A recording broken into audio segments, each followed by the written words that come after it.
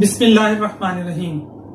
कहा जाता है कि इंसान की आज तक की तारीख में इंसान को सबसे ज्यादा फायदा जिस टेक्नोलॉजी ने पहुंचाया है वो बिलाशुबा वैक्सीन टेक्नोलॉजी है।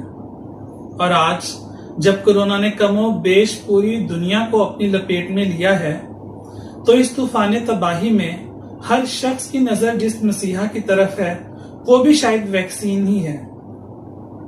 नाज़रीन, आप वैक्सीन की अहमियत का अंदाजा इस हकीकत से लगा सकते हैं कि till the mid of 17th century child mortality rate was around 40 to 50% in the world. यानी आज से कोई 250 साल कबल वैक्सीन बनने से पहले 1 से 5 साल तक के बच्चों की शरह अमवात 50% तक थी, जो कि अब वैक्सीन बनने के बाद उनके इस्तेमाल होने पर डेवलप्ड कंट्रीज में लेस देन 1% हो गई है।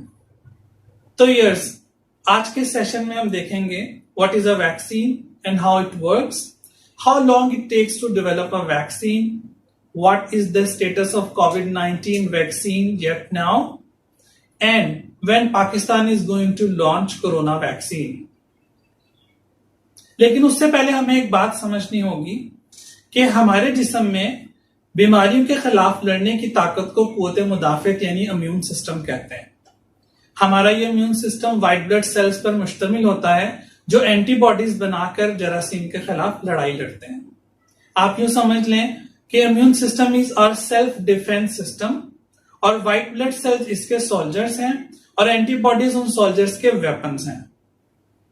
हमारा इम्यून सिस्टम जो है वो 3 तरह के बुनियादी काम करता है। Number 1 is detection of pathogen, number 2 is destruction of that pathogen, यानी पैथोजन को डिटेक्ट करना, फिर उसको डिस्ट्रॉय करना, उसके साथ लड़ाई करना और उसको जिस्म से बाहर निकालना। And number 3 that is very important to memorise that pathogen for next time infection. आपने ये तीनों फंक्शंस इम्यून सिस्टम के जहन में रखने हैं। Now let's see what is vaccine. Vaccine क्या है? जिन बीमारियों से तहफ़्फ़ुज़ हासिल करना होता है उनके जरासीम को मार के या इस कदर कमजोर बना के कि अब वो बीमारी फैलाने की सलाहियत नहीं रखते, उन्हें जिस्म में कतरों की शक्ल या इंजेक्शन की शक्ल में दाखिल कर लिया जाता है, ताकि जब कभी कुदरती तौर पर ये जरासीम बीमारी फैलाने की गर्ज से हमारे जिस्म में दाखिल हों तो हमारा इम्यून सिस्टम इनसे फाइट करके और इन जरासीम को बीमारी फैलाने में कामयाब ना होने दे।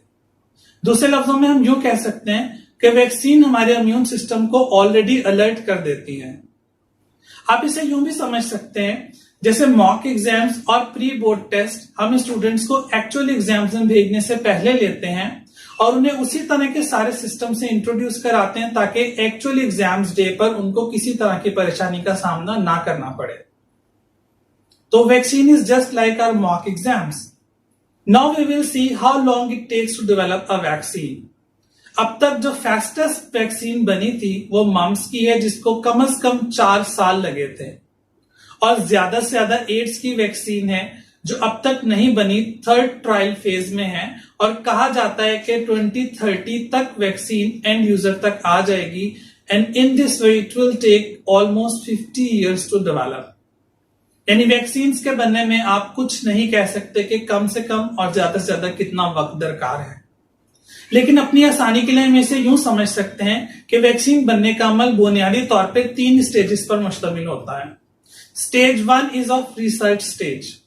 इसमें यह होता है कि यूनिवर्सिटीज की रिसर्च लैब्स में या रिसर्च सेंटर्स के अंदर इस पैथोजन को, वायरस को, बैक्टीरिया के बेसिक स्ट्रक्चर को स्टडी किया जाता है और ये देखा जाता है कि इसको किस तरह से तोड़ा जा सकता है और किस जगह पे हम इसके सिस्टम को ब्लॉक कर सकते हैं।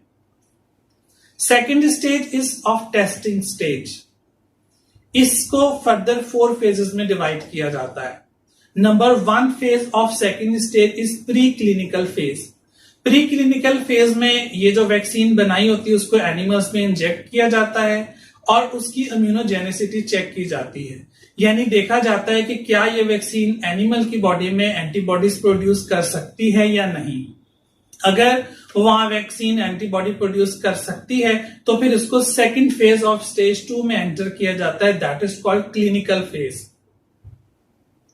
इसके अंदर 100 तक ह्यूमन बींग्स को लिया जाता है और ये ह्यूमन ट्रायल्स में अगेन इम्यूनोजेनेसिटी चेक की जाती है कि जो वैक्सीन एनिमल्स के अंदर एंटीबॉडीज प्रोड्यूस करती है क्या वो ह्यूमंस में भी एंटीबॉडी प्रोड्यूस कर पा रही है, और अगर कर रही है तो कितनी अमाउंट में हमें वैक्सीन देनी है कि उसकी इतनी अमाउंट में एंटीबॉडीज प्रोड्यूस हों। यानी सेकेंड फेज में इम्यूनोजेनेसिटी के साथ साथ डोज एडजस्टमेंट भी की जाती है, और अगर इसके रिजल्ट सक्सेसफुल होते हैं तो फिर इसको थर्ड फेज में शिफ्ट किया जाता है जहां 100,000 की तादाद में इंसानों को लिया जाता है और ये ह्यूमन ट्रायल्स किए जाते हैं जिसमें वैक्सीन की स्टेरिलिटी टेस्टिंग, उसकी सेफ्टी टेस्टिंग, उसकी एफिकेसी और पोटेंसी टेस्टिंग की जाती है और उसके साथ साथ उसके साइड इफेक्ट्स भी देखे जाते हैं। जब ये सारे टेस्ट भी सक्सेसफुल होते हैं तो now vaccine enters into phase 4, that is called licensing phase of stage 2। इसमें जो वर्ल्ड हेल्थ ऑर्गेनाइजेशन होती है या नेशनल लेवल की हेल्थ ऑर्गेनाइजेशन जो अथॉरिटीज होती हैं वो लाइसेंस देती हैं to enter the vaccine production phase into third stage, and the third stage is of manufacturing and marketing stage. तो इस तरह से वैक्सीन प्रोडक्शन में 3 मेन स्टेजेस हैं। 1 is of research stage, 2nd is of testing stage, 3rd is of manufacturing and marketing stage. Manufacturing itself एक prolong stage है जिसमें बड़े इंडस्ट्रियल लेवल के ऊपर वैक्सीन यूनिट लगाया जाता है और वहां पे वैक्सीन को तैयार करके उसको मार्केट करके फिर एंड यूजर तक पहुंचाया जाता है। Now we will see what's the status of कोविड-19 vaccine so far. Again China is first to get this target.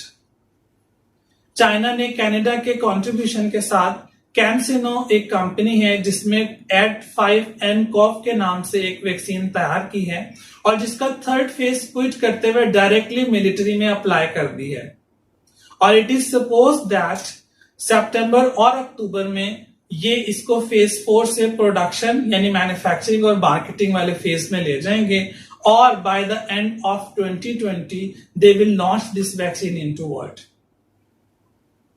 इसी तरह से इंडिया में भी सुना जा रहा है कि कोवैक्सीन के नाम से सीरम इंस्टीट्यूट ऑफ इंडिया और बायोटेक्नोलॉजी कंपनी हैदराबाद में इन दोनों के इश्तराक से एक वैक्सीन बना रहे हैं जो 15 अगस्त को लॉन्च कर देंगे।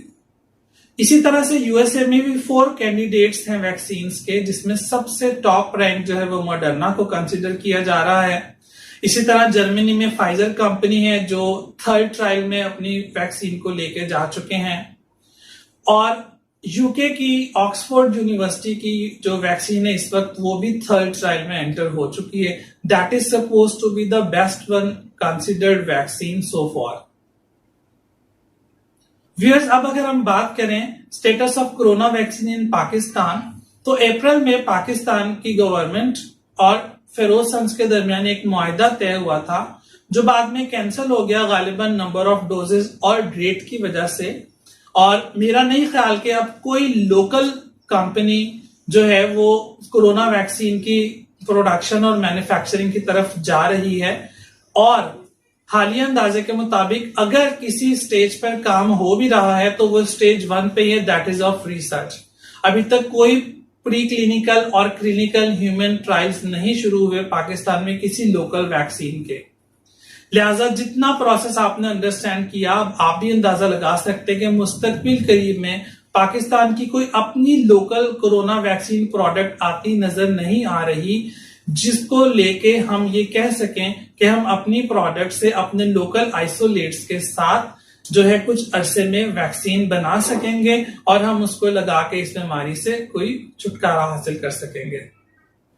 लेकिन नाज़रीन, जिस इंटरनेशनल कंपनीज और उनकी वैक्सीन के बारे में मैंने आपको बताया है, होपफुली वो 2020 के एंड तक अपने सारे ट्रायल्स को कंप्लीट करके मैन्युफैक्चरिंग स्टेज में एंटर हो जाएंगे और in the start of 2021 they will launch their vaccines.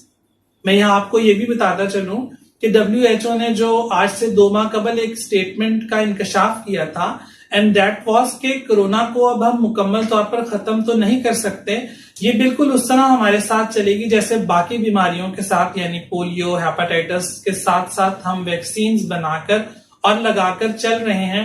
तो कोरोना से छुटकारा हासिल करने का भी वाहिद तरीका वैक्सीन है। जब वैक्सीन बन जाएंगी उन वैक्सीन को हम लगा लेंगे तो फिर हम अपनी जिंदगी को दोबारा से मामूल पे वापस ले आएंगे। तो नाजरीन, ये खुशाइन बात है कि by the end of this year we will have corona virus vaccine available इंशाल्लाह, और फिर हम उस वैक्सीन को करके अपने मामूलात जिंदगी को दोबारा उसी तरह से वापस ले आएंगे। मैं उम्मीद करता हूं कि मेरे आज के इस लेक्चर से आपको जरूर कोई फायदा हासिल हुआ होगा। अगर आपको ऐसा लगा हो कि आपका वक्त जाया हुआ तो मैं आपसे माजरत चाहता हूं। अपना ख्याल रखिएगा। Stay safe, stay at home, be happy and healthy. Fee Aman Allah.